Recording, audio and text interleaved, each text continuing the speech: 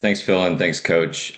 Just two quick questions for me so we can get it moving along. But the thing that stands out is obviously the four overtime games in a row. And how has the team responded to playing so many close games? And do you feel like you guys are right there being in a bunch of close competitive games? Yeah, an alum actually texted me the other day and asked if it was our New Year's resolution to be in overtime games.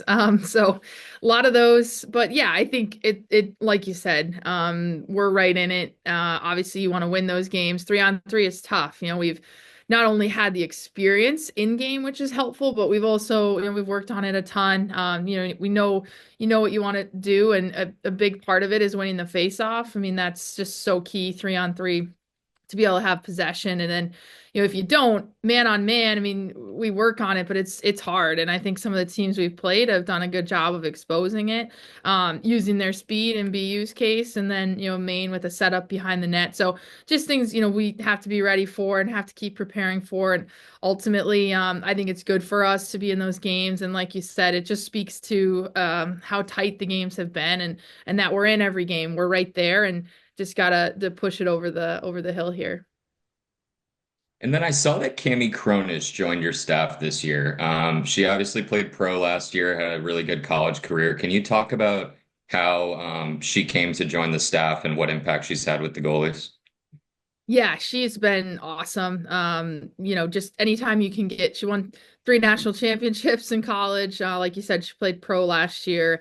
She has a great hockey mind, a great goaltending mind. I know, just has great relationships with our goalies. I know they just love that she's part of our staff and has been a key part of it. And, our goalies have been really a huge highlight of our group, and we've improved so much. I mean, we're down a goal per game, giving up a goal per game less this year. So she's been great. She actually, it started by working our camp this past summer, and just kind of built the relationship from there. So we got to see, her work with goalies and just some of the things she notices. I mean, she's very detailed, and we just love having her as part of our staff.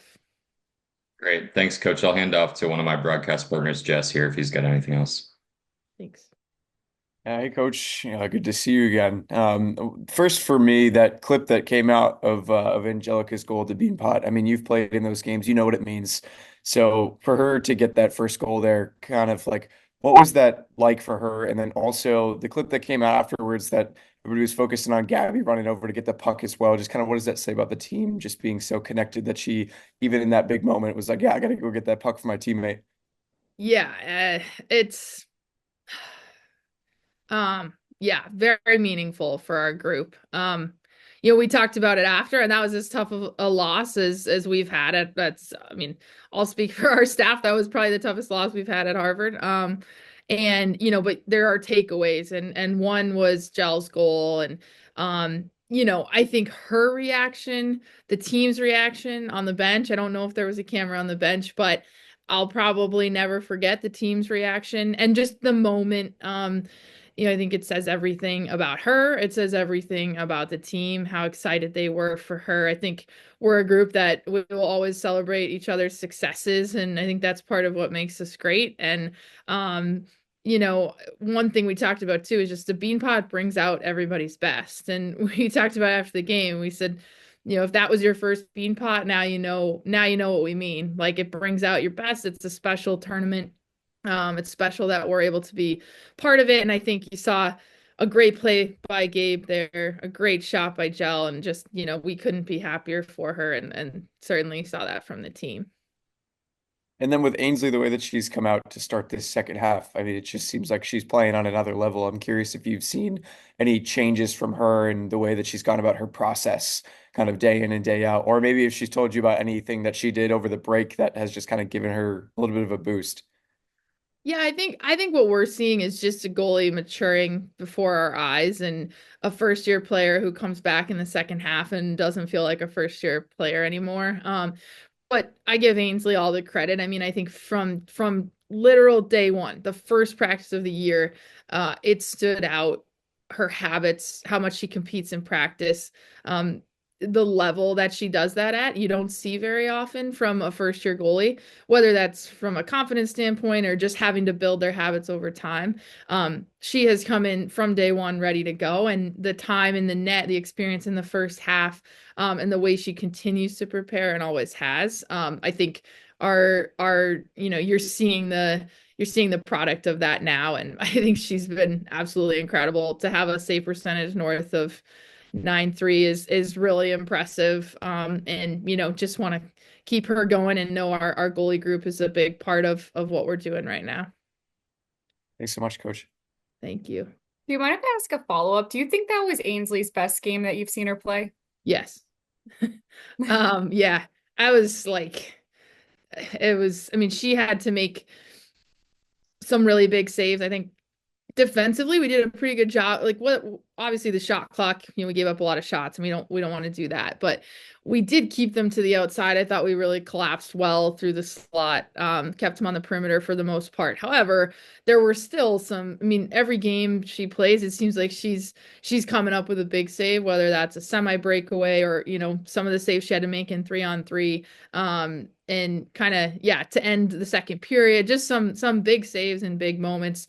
And yeah, given that the lights were bright and how much duress she was under in terms of shots and then some of the chances, I think that was pretty impressive. Probably my favorite game from her so far. Mike, we're going to kick it over to you now. All right. Hey, Coach, haven't seen you in a while, so I know Larry David won't be happy, but Happy New Year. Hope all's going well.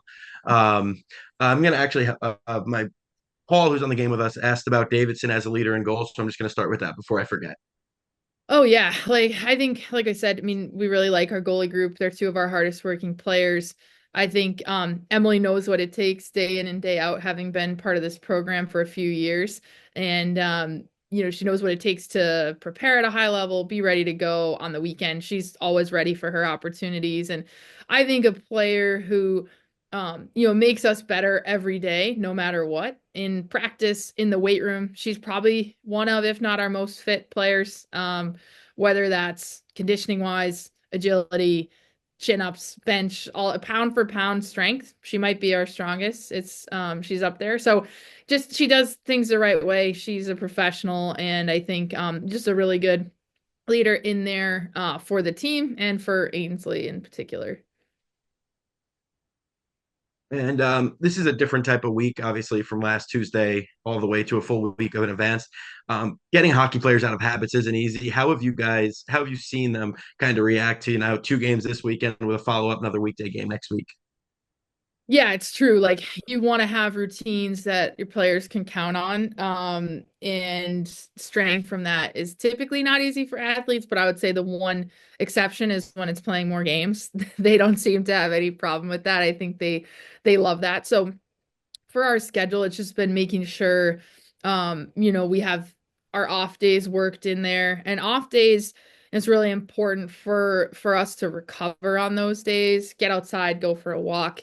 Light activity is so much more important than just sitting around all day. Like, that's not recovery. So we've focused a lot on that and making sure we use our off days to our advantage. That's probably the most important thing. And like you said, this weekend will be a little bit different, playing 2 games and then going into the Bean Pot. So just, managing, I think a big piece of what we have going for us right now is playing 4 lines and 3 sets of D pretty consistently. And obviously, both of our goalies have played too. So, the more of the lineup you can use, the less it will affect you, playing more games in a short period of time. So we'll keep using everybody. And just from what you've seen from Ella, it seems even if she's not scoring points, she's still productive, i.e., the last couple games, obviously. So, what have you seen from her? And out of recruitment, did you expect this immediate impact from her? Yeah. Um, First time I met Ella was April of 2024. So I actually didn't get to meet Ella before she was actually even, like, she had been admitted to Harvard. So I was hired pretty late and wasn't part of the recruitment process, but it's been a treat to get to know her. I think she's a great hockey player. You're seeing it on display now, what she's doing in terms of playing on our top line, taking a lot of big draws, being on the power play, being on the penalty kill. She plays 3-on-3. You see her in every situation. I think she's incredibly smart. She works her tail off. She's getting great experience right now. That's not easy for a first year player. And I just think she's a fantastic leader. And she wants to be in those moments. I mean, she dove through the crease to save a puck from going in late in the third period there against BU. And that's what you're gonna get. Like she's a competitor through and through. And yeah, love the kid. I think she's doing a great job for us right now. And then last one for me before I pass it along. But obviously the blue line, the goaltending's been great, but 300 block shots on the blue line, and like you said against BU, kind of keeping a lot to the outside. What have you seen, especially from the seniors you have there on that blue line? It seems like they've really stepped up this year. Yeah, for sure. I mean, I think we blocked 20 shots against BU. I think our whole team has really bought into, we're going to be in tight games. We expect that. Obviously, you want to pull away if you can, but even just generally in the second half, things seem to tighten up a little bit, and I think our team understands that, and we're really committed to, being really tough to play against, playing physical, being tough.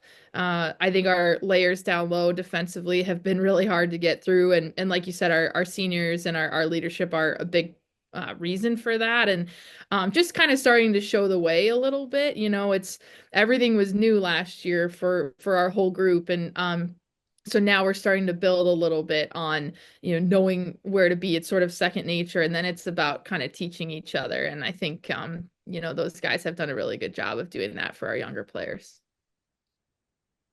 Thank you so much, Coach. Thanks, Mike. Bridget, you're up. All right. And Laura and Natalie, and we have a bunch of Nesson people. I don't know. I'll do a few and then everybody else can jump in. So I do think like for this game in particular, we're gonna get into some bigger picture stuff just because like we have a wider audience. We kind of want to tell the story of like a bigger, longer story of like how you came into the program, where you see the direction, like stuff like that, on top of just some of the history with last year in the first round. So I'll start with the bigger picture questions. And I want to start with you, a question about how if you can just tell in your words, like the story of you coming back to Harvard, like how it came to be, like your feelings on it when you heard like maybe that the job was opening, when like just how it came to be and your I guess your story along the way. Yeah. So, I'm from Duluth, Minnesota, lived there for the first 18 years of my life, and then came out here to play from '09 to 13, and then followed that up being an assistant coach here for the 2 years after, so 13 to 15. And then I had the opportunity to go back to Duluth, which was really special. And I didn't think I would necessarily be there as long as I was, but I stayed for 8 years and loved that experience. And helped, I guess, build that program back to where it is now in a really healthy spot. And when I was an assistant coach initially and then became an associate head coach in 2019 and really appreciate Maura Kroll's help and sort of just developing me as a coach. And we had conversations over the years about being a head coach. I didn't know if that would present itself, but when you start to think about that, or at least for me, one, I was really fortunate to be able to be at places that I was really familiar with. I had coached at Harvard, and obviously that was my alma mater. And then being able to coach in Duluth, where I'm from, and had grown up going to games. I mean, you just don't always get opportunities like that. So I felt really fortunate in that way. But when we talked about potential head coaching roles, I think, there's certain places that you have in mind, and you hope, if that ever worked out, if the timing was great, like that would be a dream, really. And, there's a few schools on that list, and Harvard was certainly one of them, and probably at the top of the list, where if it ever became available, it would be such an honor to be back here. And it is. I'm really grateful to be in this spot. And just very focused on getting this program where I know it can be, where I know it will be, and just to a lot of things have to work out, whether it's timing or otherwise. And so when it was available, Maura was really supportive of me going for this job and, to have played in this program and been an assistant coach and to come back. It's been a really great opportunity, and we're just focused on continuing to move forward. It's from a results standpoint, I think it might look like, how fast is it happening? Like nothing happens overnight. And the other piece of it I would say is like in our locker room you can feel it. We get better every day. Our players talk about it all the time, how excited they are to be at the rink, how much fun the progress has been that's been made. And so just so proud of our group, and love the direction that we're headed, and really excited about a lot of it starts with recruiting and who you're bringing in and recruiting a staff. And I think our staff has been, it's like I can't say enough about our coaching staff, how fun they are to work with, how much better they make me and us every day. And really excited about continuing to build our players that are here now and bring in recruits who are ready to do the same. Thank you. And I feel like we had a lot of fun last year when we talked about kind of some like individual moments and stories of just kind of uh personalities and like certain storylines for players.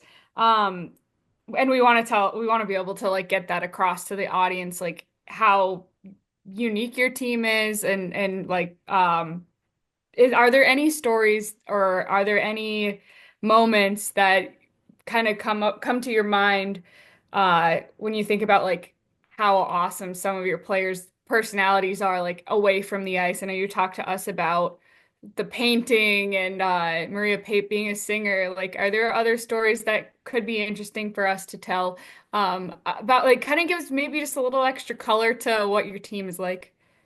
Yeah. Gosh, there's like so many things. The rip-offs, I know that came up last week too.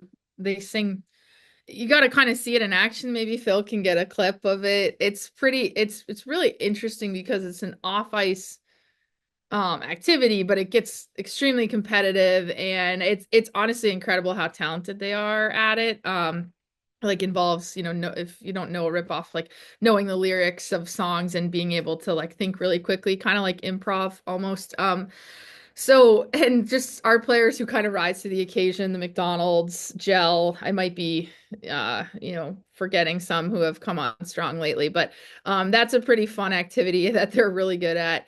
Yeah, this is actually my painting behind me. Don't look too closely. It's not the best, but it was fun. The And mountains? yeah, there was a mountainscape on a pond. So it was really fun. Like I said, Jenna McDonald, super creative. She's taken a ton of creative classes at Harvard too.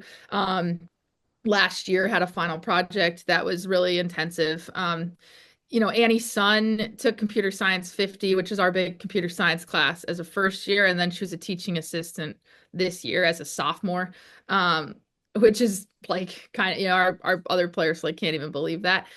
Pretty impressive. And like we talked about, Ribs, Maria Pape, super super talented singer, world traveler. Yeah, just a lot. I think our players, we have a lot of local players. Sophie Ensley's mom is a Harvard women's hockey alum, and she had, a massive goal in the Beanpot last year at TD Garden against BC. So just great family connection there. A lot of local players who got to play in front of their families there. And I think one thing we've focused on is being involved members of the Harvard community. And one idea that our players had completely on their own was to have an undergrad skate this fall for the first time ever. So they organized it themselves. The team, they did some pretty smart things to get it advertised, and ultimately got, I think it was like 250 undergrads here, some of whom had never skated, never been in a hockey rink, never, don't know anything about the sport. And it was, for them to do that on their own and add something that, now we'll look to do every year and get students over here to see this side of campus. It was initiated by Zoe Busamra and Gabe and Mia as well, but those guys did a great job, and we could probably go on and on. It's a Were really they fun group. teaching? Were they teaching the underclassmen how to skate, like people who hadn't learned?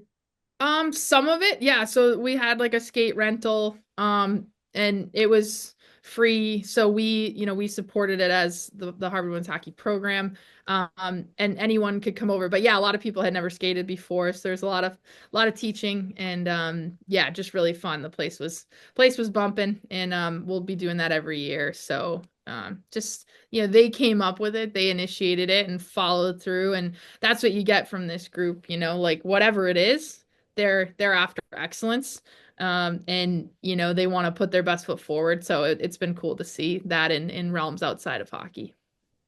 All right, thank you, Coach. One more for me, and then if we have time, but I want to turn it over to the others. Uh, Last year's Bean Pot, same matchup, and just to go through like some of the moments of that were special. You had Davidson Adams shootout winner. You had Emily Davidson making a career high number of saves. The shorthanded goal by Ansley. Like, what are your top memories from that day? And I guess does any of it inform you for this year?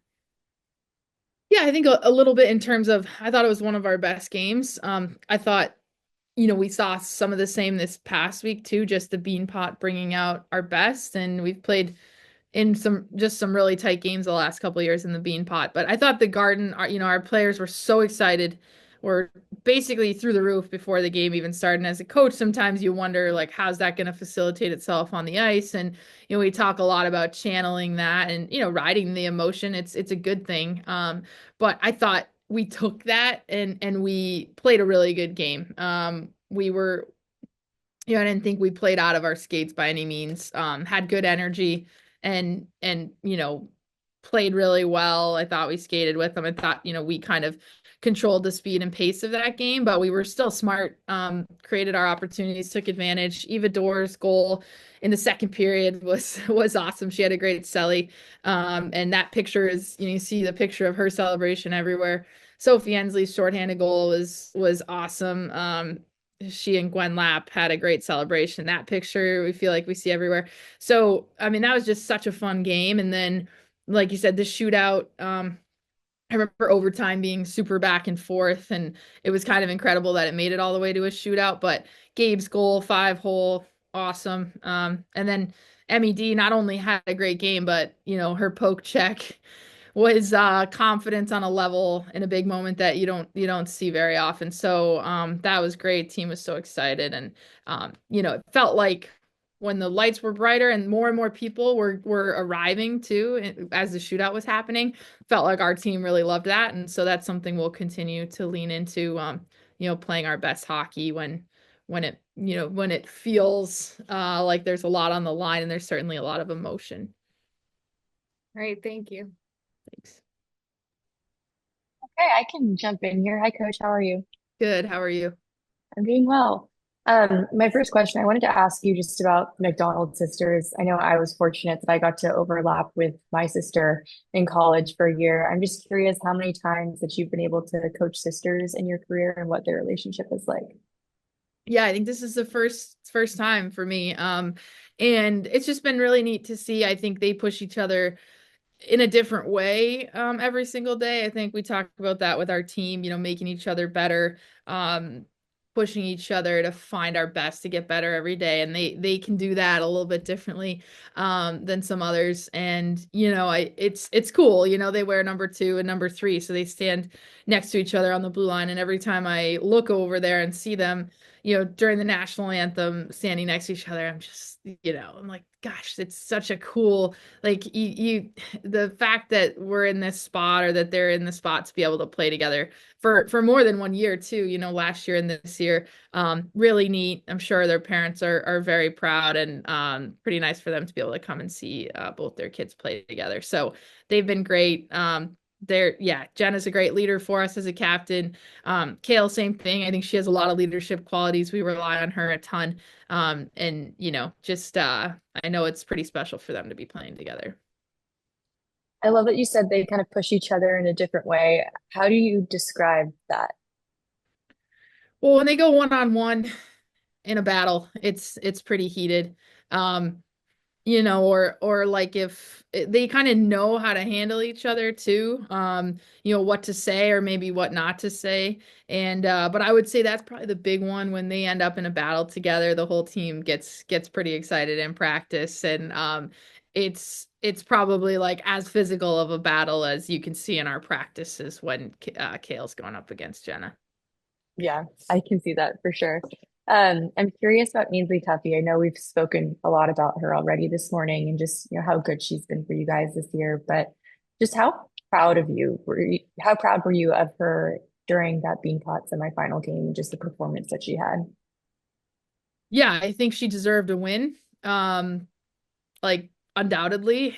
So that part was, it's tough. It's such a tight game. And, with overtime being 3-on-3, it's just like anybody's game. It's back and forth. It can go either way. And I just like she's been a huge part of pushing us forward this year. There's no doubt in our minds, in our locker room, in our group that from last year to this year, we've made massive strides in a lot of different ways. The weight room, the way we come to the rink, the way we push each other, how much better we get, how much closer we are to, how much closer the games are in general. Obviously, you want to win games, like there, that's the name of the game. But I think we've really progressed, and I think Ainsley's a huge part of that.